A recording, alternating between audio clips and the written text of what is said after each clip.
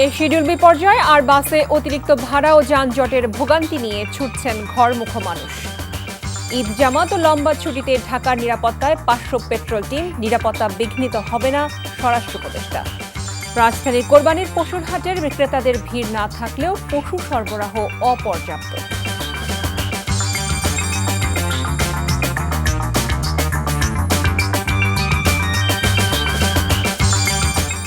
আসসালামু আলাইকুম, কানিজ ফাতেমা লোপা স্বাগত জানাচ্ছি এনটিভির দুপুরের খবরে। ক্রাউন সিমেন্ট শিরোনাম দেখছিলেন, এবারে নিয়ে যাচ্ছি পুরো খবরে। ঈদের আগের দিনে ট্রেন বাসে উপচে পড়া ভিড় যাত্রীদের। ট্রেনের শিডিউল বিপর্যয় আর বাসে অতিরিক্ত ভাড়া ও জ্যামের ভোগান্তি নিয়ে ঘরমুখো মানুষ ছুটছেন। রাজধানীর বাস টার্মিনালগুলোতে টিকিট না পাওয়া এবং সময় মতো বাস না পেয়ে লোকাল বাস, পিকআপ অথবা ট্রেনের ছাদেও ঢাকা ছাড়ছেন লাখো মানুষ। নিয়ামুল আজিজ সাদেকের রিপোর্ট। কর্মের শহর ছেড়ে আপন নিড়ে ফেরার তারা। ভোর থেকেই মহাসড়কে একটা পরিবহনের জন্য এমন প্রতীক্ষা হাজারো মানুষের। তীব্র প্রতিযোগিতা শেষে নগরবাসীর কেউ লোকাল বাসে চড়েই রওনা হয়েছেন দীর্ঘ পথ পাড়ি দেওয়ার জন্য। ঈদের স্বল্প ছুটি অথবা স্বল্প দূরত্বের চিন্তায় যারা কাউন্টারে এসেছেন, আজকে তাদের কপালে চিন্তার ভাঁজ। টিকিট নেই বেশিরভাগ কাউন্টারে। অনেক কান ধরে বসে আছি, বাজে অবস্থা, যাইতাম পারতেছি না ফুলাফান লইয়া। টিকিটটা দিচ্ছে না আমাদের। একটা বাসে তো মিনিমাম 50টার উপরে সিট, 10টা 8টা 10টা সিট বের করে। খালি গাড়িগুলো তারা ছাড়া দিতেছে, কিন্তু যাত্রী নিয়ে যাচ্ছে না। সিন্ডিকেট করে ওরা, আমরা কি বলবো, যাত্রীরা তো কিছু বলার নাই। এরা যেমনি কবে এমনি তো জানে বলে কাস্টমার যাইবই, বেশি নিলেও যাইবই। বরাবরের মতো এবারও কয়েকশো টাকা বাড়তি নিচ্ছে কাউন্টারগুলো, যদিও এর বিপরীতে নানা যুক্তি দাঁড় করান তারা। আমাদের ফেয়ার ভাড়া, আগের ভাড়া ঈদের ভাড়া যে নর্মাল বাজারে কিনতেছি। কাউন্টারে 2-4টা সিট যদি রাস্তায় বেসে, এই সিটগুলো না খালি থাকবে, এটা রাস্তা থেকে উঠবো। কিশোরগঞ্জে গত 2 বছর ধরে ভাই 1 টাকা বেশি নেওয়া না। ট্রেনের হুইসেলের শব্দে হুড়োহুড়ি করে প্ল্যাটফর্মে ভাগ্যবান টিকিট পাওয়া ব্যক্তিরা। স্ট্যান্ডিং টিকিট পেতে ব্যর্থ হওয়াদের বেশিরভাগই ঠিকানা ছাদ। শিশু থেকে নারী প্রচণ্ড রোদের ঝুঁকির তোয়াক্কা না করেই আপন গন্তব্যে ছুটেছেন। দেশে যেমন সবাই মা বাবা আছে, হ্যাঁ, আত্মীয় স্বজন সবাই মিলে দিলে একটা ঈদ করবো, হ্যাঁ, এই আনন্দে যাইতেছি। টিকিট না পাওয়ার কারণে 500 টাকা দিয়ে টিকিট, সেটা স্ট্যান্ডিং টিকিট লইছি। বাড়িতে পরিবার আছে, এই জন্য পরিবারের সাথে ঈদ কাটানোর জন্য। মেগাসিটি ছেড়ে প্রিয়জনের সঙ্গে আনন্দ আড্ডায় মুহূর্তের অপেক্ষায় সব কষ্টই যেন ম্লান। Niamul Aziz Sadek, NTV news, Dhaka. শেষ মুহূর্তে যানবাহনের চাপ বেড়েছে সড়ক মহাসড়কে, এতে কিছুটা দুর্ভোগে ঘরমুখী মানুষ। ঢাকা টাঙ্গাইল মহাসড়কে 20 কিলোমিটার এলাকা জুড়ে যানজটের সৃষ্টি হয়েছে। হাইওয়ে পুলিশ বলছে, সড়কের বিভিন্ন স্থানে যানবাহন বিকল, দুর্ঘটনা এবং অতিরিক্ত যানবাহনের চাপে এমন পরিস্থিতি তৈরি হয়েছে। সিরাজগঞ্জের যমুনা সেতু, পশ্চিম সংযোগ সড়ক, মহাসড়ক এবং ঢাকা ময়মনসিংহ মহাসড়কে নেই কোনো যানজট। চাপ বেড়েছে পাটুরিয়া দৌলতদিয়া ফেরিঘাটেও। বিস্তারিত দেখুন জীবন আহমেদের ডেস্ক রিপোর্ট। ঢাকা টাঙ্গাইল যমুনা সেতু মহাসড়কের চিত্র এমন। অতিরিক্ত যানবাহনের চাপে মহাসড়কের 20 কিলোমিটার জুড়ে যানজটের সৃষ্টি হয়েছে। থেমে থেমে চলছে যানবাহন, এতে দুর্ভোগে ঈদে ঘরমুখো মানুষগুলো। সবচেয়ে বেশি দুর্ভোগে যারা বাস না পেয়ে ট্রাক ও পিকআপ ভ্যানে করে রওনা দিয়েছেন। রাত 8টার সময় রওনা দিছি, চান্দুরা ক্রস করছি সকাল 8টা। ঢাকা থেকে প্রায় 9টার সময় রওনা হয়েছি, এখনও আমরা হাইওয়েতে টাঙ্গাইল পর্যন্ত। এদিকে যানবাহনের চাপ থাকলেও যানজট নেই সিরাজগঞ্জের যমুনা সেতু পশ্চিম সংযোগ মহাসড়কে। যাত্রীরা নির্বিঘ্নে বাড়ি ফিরছেন। হাইওয়ে পুলিশ বলছে, শেষ সময়ে গণপরিবহনের পাশাপাশি ব্যক্তিগত যানবাহন, ট্রাক, পিকআপ ও মোটরসাইকেলে করে বাড়ি ফিরছেন মানুষ। এতে এই মহাসড়কে যানবাহনের চাপ বেড়েছে। গাজীপুরে ঢাকা টাঙ্গাইল ঢাকা ময়মনসিংহ মহাসড়কে যানবাহনের চাপ কঠিন জাম, আপনার একটা স্কোয়ার মাস্টারবাড়ির জাম, আপনার গড়গড়ে মাস্টারবাড়ির মতো আছে। ঈদযাত্রায় দক্ষিণাঞ্চলের প্রবেশপথ ঢাকা মাওয়া এক্সপ্রেসওয়ে হয়ে গন্তব্যে ছুটছেন 21 জেলার মানুষ। দূরপাল্লার যানবাহনের পাশাপাশি ব্যক্তিগত প্রাইভেট কার, মোটরসাইকেল, মাইক্রোবাসে করে বাড়ি ফিরতে হচ্ছে অনেককে। ওদিকে মানিকগঞ্জের পাটুরিয়া ও রাজবাড়ীর দৌলতদিয়া নৌপথে শেষ মুহূর্তে যাত্রী ও পরিবহনের কিছুটা চাপ বেড়েছে। জীবন আহমেদ, এনটিভি নিউজ ডেস্ক। ঈদুল আজহার জামাত এবং ছুটিকে কেন্দ্র করে পর্যাপ্ত ব্যবস্থা নেওয়া হয়েছে জানিয়ে স্বরাষ্ট্র উপদেষ্টা বলেছেন, নিরাপত্তা বিঘ্নিত হওয়ার কোনো সম্ভাবনা নেই। রাজধানীর জাতীয় ঈদগাহ ময়দান পরিদর্শন শেষে তিনি জানান, ঈদের ছুটিতে রাজধানীতে দিনরাত প্রতিদিন 500টি পেট্রোল টিম টহল দেবে। আগামীকাল সকাল 7টায় জাতীয় ঈদগাহ ময়দানে ঈদের প্রধান জামাত অনুষ্ঠিত হবে, তবে বৃষ্টি হলে নামাজ হবে বায়তুল মোকাররমে। শফি মাহমুদ সাগরের রিপোর্ট। প্রতি বছরের মতো জাতীয় ঈদগাহ ময়দানে ঈদুল আজহার প্রধান জামাত আয়োজিত হবে, তাই চলছে শেষ মুহূর্তের প্রস্তুতি। ঈদ জামাতের সার্বিক নিরাপত্তা নিশ্চিত করতে সমন্বিতভাবে কাজ করছে আইনশৃঙ্খলা বাহিনী। ডগ স্কোয়াড, বোম ডিসপোজাল টিমের তদারকি সহ পুরো এলাকা আনা হয়েছে সিসিটিভি ক্যামেরার আওতায়। ঈদগাহ ময়দান পরিদর্শন শেষে স্বরাষ্ট্র উপদেষ্টা অবসরপ্রাপ্ত মেজর জেনারেল জাহাঙ্গীর আলম বলেন, পর্যাপ্ত ব্যবস্থা নেয়ায় নেই কোনো নিরাপত্তা ঝুঁকি। নিরাপত্তা নিয়ে আমি পুরাভাবেই কনফিডেন্ট, জানলা দিলে শতভাগ কনফিডেন্ট যে যেন কোনো ধরনের কোথাও কোনো কিছু না হয়। অলি গলি সব জায়গায় কভার করা হচ্ছে এবং এই ক্ষেত্রে আমি আপনাদেরও সহযোগিতা কামনা করব। যদি কোথাও কোনো ধরনের কোনো ইনফরমেশন পান, আপনারা নিকটবর্তী থানার সাথে সাথে জানাবেন, আমরা অবশ্যই ব্যবস্থা নিব। রাজধানীবাসীর নিরাপত্তায় 500টি টিম দিন রাত কাজ করবে বলে জানানো হয় আইনশৃঙ্খলা বাহিনীর পক্ষ থেকে। বাড়ানো হয়েছে গোয়েন্দা নজরদারি। জাতীয় ঈদগাহ ময়দানে ঈদের জামাত উপলক্ষে পর্যাপ্ত নিরাপত্তা ব্যবস্থা গ্রহণ করা হয়েছে। জাতীয় ঈদগাহ ময়দান ও আশেপাশের এলাকায় ইতিমধ্যেই সিসি ক্যামেরা স্থাপন করা হয়েছে এবং ঈদগাহ ময়দানে স্থাপিত অস্থায়ী পুলিশ কন্ট্রোল রুম থেকে নিরাপত্তা ব্যবস্থা সার্বক্ষণিকভাবে পর্যবেক্ষণ করা হচ্ছে। আবহাওয়া প্রতিকূল থাকলে জাতীয় ঈদগাহ ময়দানের পরিবর্তে সকাল 8টায় বায়তুল মোকাররম জাতীয় মসজিদে ঈদের প্রধান জামাত অনুষ্ঠিত হবে। শফি মাহমুদ সাগর, এনটিভি নিউজ, ঢাকা। ঈদুল আজহা উপলক্ষে আজ সন্ধ্যায় জাতির উদ্দেশ্যে ভাষণ দেবেন অন্তর্বর্তী সরকারের প্রধান উপদেষ্টা অধ্যাপক মোহাম্মদ ইউনূস। প্রধান উপদেষ্টার প্রেস উইং জানিয়েছে, সন্ধ্যা 7টায় এই ভাষণ প্রচারিত হবে। বাংলাদেশ টেলিভিশন, বাংলাদেশ বেতার এবং বেসরকারি টেলিভিশন চ্যানেলে সরাসরি এই ভাষণ সম্প্রচার করা হবে। দেশবাসীকে ঈদুল আজহা উপলক্ষে শুভেচ্ছা জানানো সহ রাজনৈতিক দিক নির্দেশনা থাকার সম্ভাবনা আছে।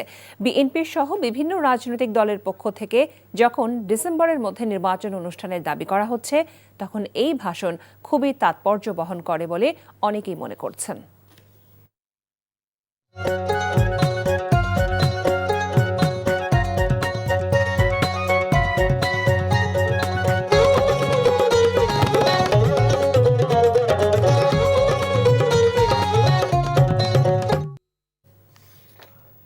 কঙ্কা ফ্রিজ প্রেজেন্টস কোরবানির পশুর হাটের খবর। ঈদের আগের দিনে হঠাৎ করেই রাজধানীর পশুর হাটগুলোতে পশুর সংকট দেখা গেছে। এদিকে এই অজুহাতে একদিনের ব্যবধানে রাজধানীর গাবতলী হাটে গরুর দাম 20 থেকে 50 হাজার টাকা বেড়েছে। হাটে গরু কিনতে আসা বিক্রেতাদের দাবি, গতকাল যে গরুর দাম হাঁকা হয়েছে 1 লাখ টাকা, আজ সেটার দাম চাওয়া হচ্ছে 1,20,000 থেকে 1.5 লাখ টাকা পর্যন্ত। এ কথা স্বীকার করছেন বিক্রেতারা। বলেছেন, শেষ দিনে একটু লাভের আশা করছেন তারা। হাটে ছোট আকারে গরু বিক্রি হচ্ছে 60,000 থেকে 1 লাখ টাকায়, মাঝারি আকারের 2 লাখ টাকা পর্যন্ত এবং বড় গরু বিক্রি হচ্ছে 2.5 থেকে 5 লাখ টাকায়। আকার ভেদে ছাগল বিক্রি হচ্ছে 10 থেকে 30 হাজার টাকায়। তবে শেষ দিনে রাজধানীর পশুর হাটগুলোতে পশুর অপর্যাপ্ততা লক্ষ্য করা গেছে। অধিকাংশ হাটেই ক্রেতা সমাগম হাট গমগম করলেও সেই তুলনায় পশু লক্ষ্য করা যায়নি। এ নিয়ে ক্রেতাদের মধ্যে এক ধরনের হতাশা কাজ করছে।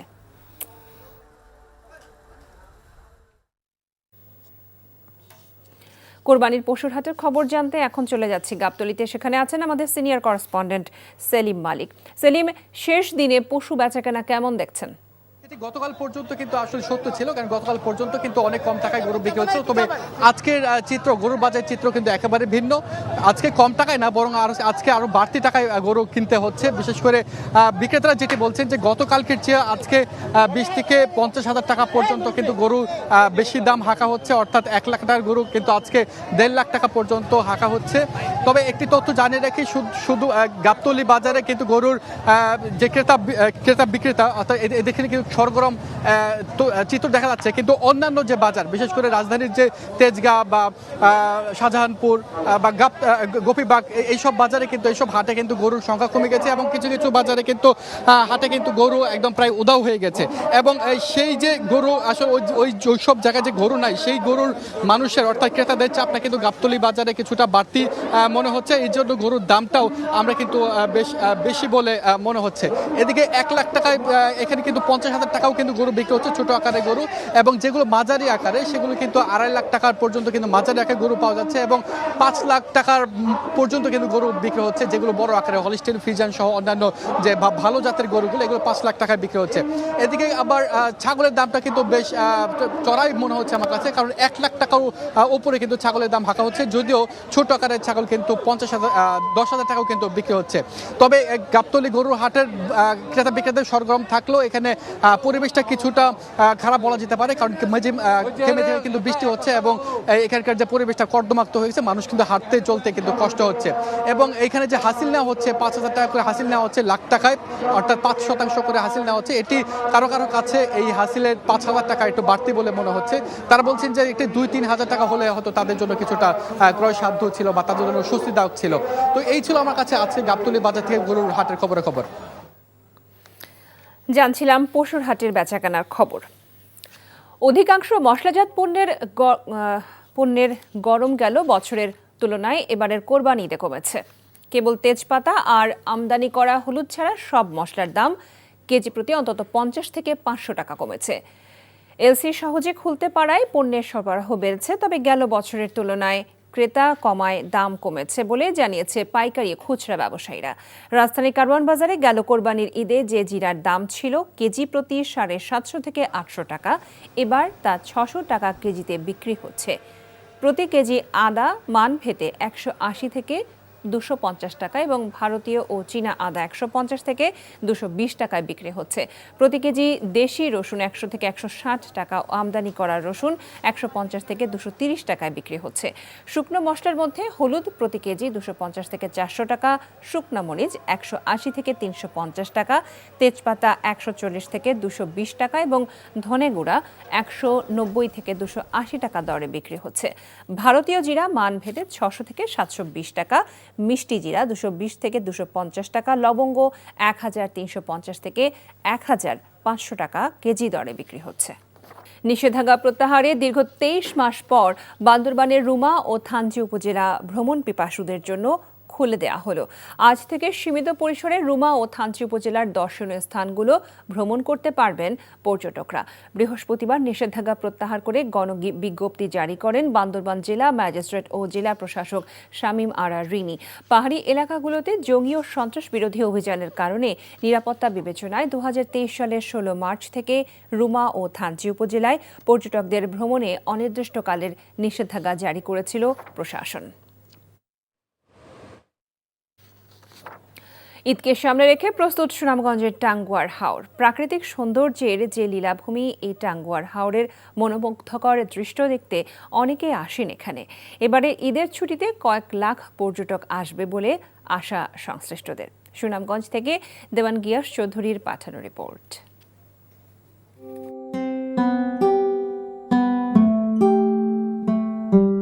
দেখতে অনেকটা ভারত নিয়ন্ত্রিত কাশ্মীরের শ্রীনগরের মতো, আসলে এটি সুনামগঞ্জের টাঙ্গুয়ার হাওরের চিত্র। প্রাকৃতিক সৌন্দর্যের যেন লীলাভূমি এই টাঙ্গুয়ার হাওর। এমন মনোমুগ্ধকর দৃশ্য দেখে যে কারোরই এখানে আসতে মন চাইবে। প্রায় 100 কিলোমিটারের অধিক জায়গা জুড়ে সুনামগঞ্জের টাঙ্গুয়ার হাওর দেশের সর্ববৃহৎ জলাভূমি। হাওরের রানী টাঙ্গুয়ার হাওরে এখন ভরা যৌবন। বর্ষাকালে এই টাঙ্গুয়ার হাওর সাজে অপরূপ রূপে। বর্ষা মৌসুমে পুরো সুনামগঞ্জ জেলাকে দ্বীপের মতো দেখায়। যেদিকে দৃষ্টি যায় শুধুই পানি আর পানি। আর এই কারণে অনেকে সুনামগঞ্জ জেলাকে হাওরকোনার দেশ, পানির দেশ, হাওর জনপদও আখ্যায়িত করেন।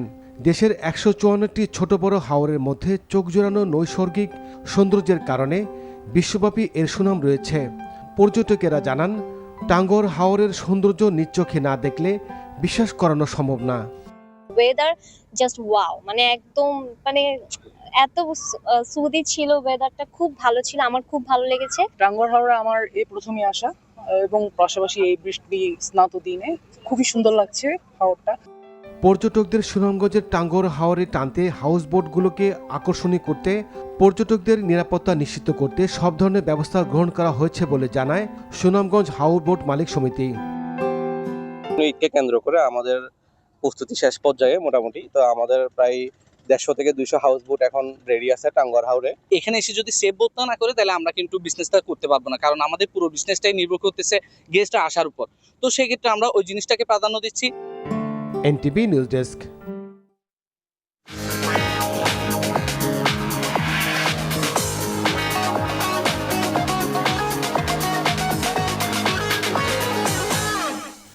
মার্কেন্টাইল ব্যাংক অর্থনীতির খবর। ঈদুল আজহা উপলক্ষে ব্রাহ্মণবাড়িয়ার আখাউড়া স্থল বন্দরে 4 দিনের ছুটি থাকায় আমদানি রফতানি বন্ধ রয়েছে। শুক্রবার থেকে আগামী সোমবার পর্যন্ত আখাউড়া স্থল বন্দরটি বন্ধ থাকবে বলে জানায় বন্দর কর্তৃপক্ষ। টানা 4 দিন আমদানি রফতানি বন্ধ থাকলেও থেমে থাকবে না দুই দেশের পাসপোর্টধারী যাত্রী পারাপার। আগামী 10 জুন মঙ্গলবার সকাল থেকে যথারীতি স্থলবন্দরে আমদানি রফতানি কার্যক্রম শুরু হবে।